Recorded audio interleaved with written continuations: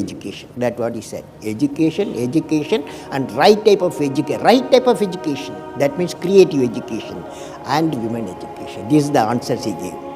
So we need for innovation a creative education, capacity building, global human cadre, my recent experience, the evolution of innovation. Now you can ask me questions. APJ Abdul Kalam एक ऐसे महान व्यक्ति हैं जिनके बारे में हर कोई जानता है। अब्दुल कलाम सर को मिसाइल मैन ऑफ इंडिया के नाम से भी जाना जाता है। डॉक्टर एपीजे अब्दुल कलाम एक प्रसिद्ध भारतीय वैज्ञानिक, इंजीनियर और राजनीतिज्ञ थे, जिन्होंने 2002 से 2007 तक भारत के 11वें राष्ट्रपति के रूप में भी कार्य किया। एपीजे अब्दुल कलाम सर अपने कार्यों, व्यवहार और अपने ज्ञान के लिए आज भी हर वर्ग के लोगों के लिए प्रेरणा का स्रोत हैं। वो एक सीधे, ईमानदार और सुलझे हुए व्यक्ति थे। स्टूडेंट्स के लिए उनके दिल में हमेशा से एक खास जगह थी। उनका मानना था कि शिक्षा और शिक्षित लोग ही समाज को बेहतर कर सकते हैं। एपीजे अब्दुल कलाम ने भारत देश को मिसाइल टेक्नोलॉजी में बहुत आगे बढ़ाया। उनका योगदान कभी भुलाया नहीं जा सकता। उनके जीवन के बारे में जानना हम सभी के लिए गर्व की बात है। आज की इस एपीजे अब्दुल कलाम बायोग्राफी के जरिए हम आपको उनके जीवन के बारे में ऐसी जानकारी देंगे जो आपको जरूर जाननी चाहिए। एपीजे अब्दुल कलाम का जन्म 15 अक्टूबर 1932 को तमिलनाडु के रामेश्वरम में हुआ था। वो एक तमिल मुस्लिम परिवार से थे। मृत्यु के समय उनकी उम्र 83 साल थी। अब्दुल कलाम के पिता का नाम जैनुलाब्दीन मारक्यार था। उनके पिता नाव चलाने का काम करते थे और साथ ही वो मस्जिद में इमाम के रूप में भी काम करते थे। उनकी मां आशियम्मा एक गृहिणी थी। अब्दुल कलाम अपने स्कूल के दिनों में पढ़ाई में ज्यादा खास नहीं थे और उनके अंक भी साधारण ही आते थे, लेकिन उन्हें बचपन से ही पढ़ाई का बहुत शौक था। वो देर रात तक जाग के पढ़ाई किया करते थे। अब्दुल कलाम अपना ज्यादा समय गणित सीखने में बिताते थे। उन्होंने अपनी प्रारंभिक स्कूली शिक्षा Schwartz higher secondary school, Ramanathapuram से पूरी करी। इसके बाद 1954 में कलाम सर ने तिरुचिरापल्ली के सेंट जोसेफ्स कॉलेज से फिजिक्स में ग्रेजुएशन करी, जो कि यूनिवर्सिटी ऑफ मद्रास से मान्यता प्राप्त कॉलेज था। 1955 में अब्दुल कलाम ने मद्रास इंस्टीट्यूट ऑफ टेक्नोलॉजी से एरोस्पेस इंजीनियरिंग की पढ़ाई शुरू करी। डॉक्टर एपीजे अब्दुल कलाम का करियर विज्ञान, प्रौद्योगिकी, शिक्षा और सार्वजनिक सेवा सहित विभिन्न क्षेत्रों में फैला हुआ था। अब्दुल कलाम ने अपने करियर की शुरुआत एक वैज्ञानिक के रूप में करी, लेकिन वो शुरुआत में वैज्ञानिक नहीं बल्कि इंडियन एयर फोर्स में एक फाइटर पायलट बनना चाहते थे, जिसके लिए उन्होंने क्वालिफायर एग्जाम भी दिया, लेकिन उसमें उनकी 9वीं रैंक आई और उस वक्त इंडियन एयर फोर्स में फाइटर पायलट के लिए सिर्फ 8 पोस्ट ही खाली थी। एरोस्पेस इंजीनियरिंग की पढ़ाई पूरी करने के बाद डॉक्टर कलाम ने एक वैज्ञानिक के रूप में रक्षा अनुसंधान एवं विकास संगठन DRDO में शामिल हो गए। DRDO में उन्होंने अपने काम की शुरुआत छोटे होवरक्राफ्ट के डिजाइन बनाने से करी। उन्हें ये काम ज्यादा खास नहीं लगा और उन्होंने DRDO की नौकरी छोड़कर विक्रम साराभाई के नेतृत्व वाली Indian National Committee for Space Research INCOSPAR को ज्वाइन कर लिया।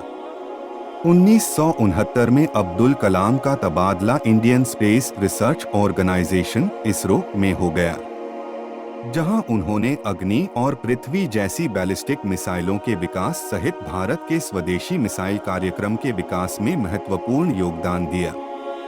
उन्होंने रक्षा प्रौद्योगिकी में भारत की आत्मनिर्भरता स्थापित करने में महत्वपूर्ण भूमिका निभाई। डॉक्टर कलाम ने भारतीय अंतरिक्ष अनुसंधान संगठन इसरो में उपग्रह प्रक्षेपण यान SLV तृतीय के परियोजना निदेशक के रूप में कार्य किया, जिसके द्वारा 1980 में भारत के पहले उपग्रह रोहिणी का सफल प्रक्षेपण किया गया। 1970 और 1990 के दौरान अब्दुल कलाम ने polar satellite launch vehicle PSLV और SLV-3 प्रोजेक्ट्स को एडवांस करने के लिए कड़ी मेहनत और लगन से काम किया। उनके प्रयासों के कारण ही इन दोनों प्रोजेक्ट्स ने शानदार सफलता हासिल की।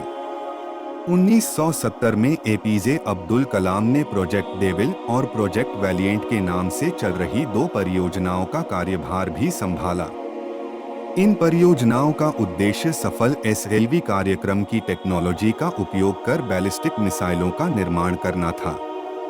हालांकि इन 2 परियोजनाओं को करने के लिए यूनियन कैबिनेट ने अपनी स्वीकृति नहीं दी, लेकिन इसके बावजूद भी प्रधानमंत्री इंदिरा गांधी ने कलाम के प्रभारी रहते हुए अपनी शक्तियों का उपयोग करते हुए इन एरोस्पेस परियोजनाओं के लिए गुप्त रूप से धन मुहैया कराया। जुलाई 1992 से दिसंबर 1999 तक कलाम ने प्रधानमंत्री के मुख्य वैज्ञानिक सलाहकार और रक्षा अनुसंधान और विकास संगठन DRDO के सचिव के पदों पर रहकर अपनी सेवा दी। 2002 में डॉक्टर कलाम को भारत के 11वें राष्ट्रपति के रूप में चुना गया। वे देश के सर्वोच्च पद पर आसीन होने वाले पहले वैज्ञानिक और पहले अविवाहित व्यक्ति बने। अब्दुल कलाम सर ने राष्ट्रपति के चुनाव में 9,22,884 वोट हासिल करके अपोजिशन में खड़े लक्ष्मी सहगल के 1,07,366 वोटों को पार कर लिया। उन्होंने 25 जुलाई 2002 से 25 जुलाई 2007 तक भारत के राष्ट्रपति के रूप में कार्य किया। राष्ट्रपति के रूप में उन्होंने शिक्षा, युवा विकास और देश के विकास को बढ़ावा देने पर ध्यान केंद्रित किया। अपने व्यवहार और मिलनसार स्वभाव के कारण उन्हें पीपुल्स प्रेसिडेंट भी कहा जाता था। अपने राष्ट्रपति कार्यकाल की समाप्ति के बाद अब्दुल कलाम ने एक गेस्ट टीचर के रूप में स्टूडेंट्स को शिक्षा दी।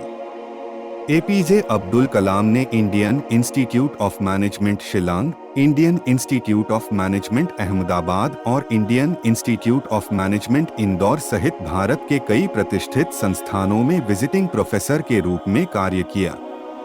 अब्दुल कलाम ने international institute of information technology, Hyderabad में इंफॉर्मेशन टेक्नोलॉजी का विषय पढ़ाया और साथ ही बनारस हिंदू विश्वविद्यालय और अन्ना विश्वविद्यालय में अन्य टेक्नोलॉजी कोर्सेज भी पढ़ाए। अपने जीवन काल में APJ अब्दुल कलाम को उनके कार्यों को साइंस में दिए गए योगदान के लिए कई सारे पुरस्कार और सम्मान मिले। डॉक्टर अब्दुल कलाम को विज्ञान और इंजीनियरिंग के क्षेत्र में उनकी विशिष्ट सेवाओं के लिए 1997 में भारत के सर्वोच्च नागरिक पुरस्कार भारत रत्न से सम्मानित किया गया। विज्ञान और प्रौद्योगिकी के क्षेत्र में उनके उत्कृष्ट योगदान के लिए 1990 में APJ अब्दुल कलाम को भारत के दूसरे सबसे बड़े नागरिक पुरस्कार पद्म विभूषण से सम्मानित किया गया था। डॉक्टर कलाम सर को विज्ञान और इंजीनियरिंग के क्षेत्र में उनके अनुकरणीय कार्य के लिए 1981 में भारत के तीसरे सबसे बड़े नागरिक पुरस्कार पद्म भूषण से सम्मानित किया गया था। 1997 में डॉक्टर कलाम सर को राष्ट्रीय एकता के लिए इंदिरा गांधी पुरस्कार से सम्मानित किया गया, जो भारत में राष्ट्रीय एकता और सांप्रदायिक सद्भाव को बढ़ावा देने वाले व्यक्तियों को मान्यता देता है। डॉक्टर कलाम सर को अंतरिक्ष अनुसंधान और मिसाइल विकास में उनके उत्कृष्ट योगदान के लिए 2013 में संयुक्त राज्य अमेरिका में नेशनल स्पेस सोसाइटी से प्रतिष्ठित वॉन ब्राउन पुरस्कार मिला। 2009 में डॉक्टर कलाम सर को भारत में उनकी विशिष्ट सार्वजनिक सेवा और नेतृत्व के लिए संयुक्त राज्य अमेरिका में ASME फाउंडेशन द्वारा हूवर मेडल से सम्मानित किया गया था। डॉक्टर कलाम को कई अंतर्राष्ट्रीय पुरस्कारों से भी सम्मानित किया गया, जिनमें रॉयल सोसाइटी से किंग चार्ल्स द्वितीय पदक, यूनाइटेड किंगडम में अल्वर रिसर्च सेंटर से रामानुजन पुरस्कार और फिलीपींस से grand collar of the order of Lakandula शामिल हैं। डॉ APJ अब्दुल कलाम, जिन्हें भारत की जनता के राष्ट्रपति के नाम से भी जाना जाता है, उन्होंने कभी शादी नहीं की और आजीवन कुंवारे रहे। डॉक्टर APJ अब्दुल कलाम का 27 जुलाई 2015 को 83 साल की उम्र में निधन हो गया। मेघालय में भारतीय प्रबंधन संस्थान शिलांग में स्पीच देते समय उन्हें अचानक दिल का दौरा पड़ गया, जिसकी वजह से उनकी मृत्यु हो गई। अब्दुल कलाम एक ऐसे व्यक्ति थे जिन्होंने अपना सारा जीवन सादगी से जीने में बिता दिया। उनके लिए देश सेवा, शिक्षा का प्रसार और देशवासियों के लिए कुछ करना ही उनकी संपत्ति थी। कलाम साहब एक ऐसे व्यक्ति थे जिनके पास किसी तरह की कोई संपत्ति नहीं थी, ना फ्रिज, ना कार, ना एसी। अब्दुल कलाम की मृत्यु के बाद उनके पास से 2500 किताबें, एक घड़ी, कुछ कपड़े और एक जोड़ी जूते ही मिले थे। एक बेहतर साइंटिस्ट, प्रेसिडेंट और टीचर होने के साथ साथ एपीजे अब्दुल कलाम एक बहुत अच्छे लेखक भी थे।